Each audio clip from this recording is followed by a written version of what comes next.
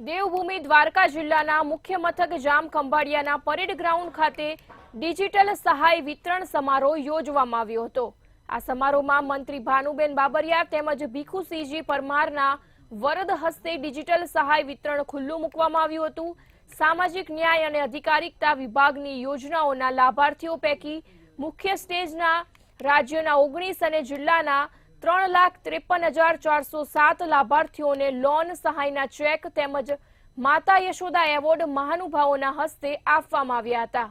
આ પ્રસંગે જિલ્લા કલેક્ટર સહિતના અધિકારીઓ પદાધિકારીઓ તેમજ જિલ્લા ભાજપ પ્રમુખ સહિતના ભાજપના આગેવાનો તેમજ મોટી સંખ્યામાં લાભાર્થીઓ ઉપસ્થિત રહ્યા હતા।